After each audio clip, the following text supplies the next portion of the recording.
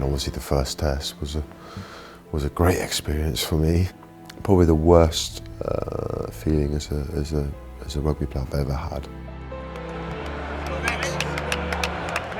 I don't think anything makes it any better, and I just remember trying to draw an experience of, what happened then, how did I deal with that, is there something I can do? But it's a feeling after the game, particularly, when we lost and none of the coaches are talking to you or looking at you.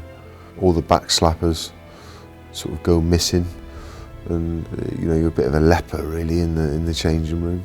I remember looking at the phone, I had 2 text messages, one from my wife saying, I hope everything's okay, blah, blah, blah, and one from my mum saying, we still love you.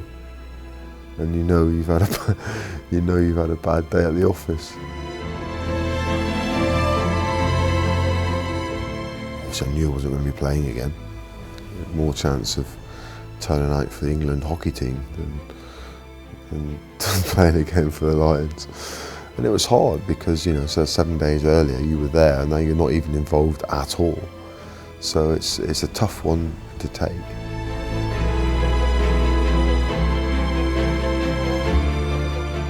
The second test with Adam Jones, who Bomb's a fantastic guy.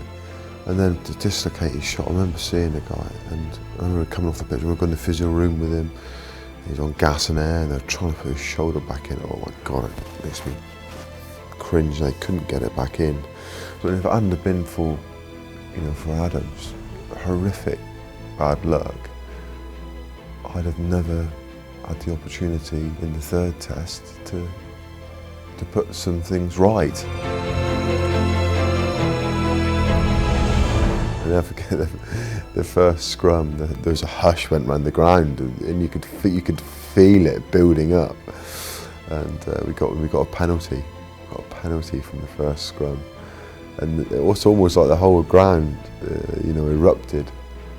For me, that final, the third test, was probably one of the best test matches I've ever been involved in. Because it was so fast, so open, so much skill on show, and it was just unbelievable.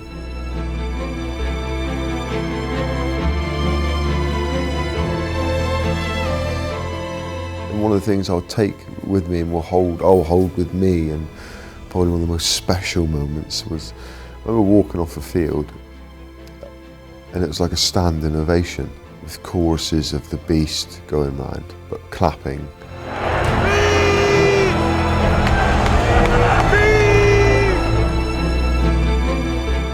Just to think that you're representing the British and Irish Lions, you're playing in South Africa, and the whole place has erupted for coming off. Because I think at the end of the day, we're all rugby fans. They know the disappointment for myself, and they would have known what it had meant to me to come through that and to have overcome it. And it's such a great, lovely, emotional moment. I can remember crying on the side of the field.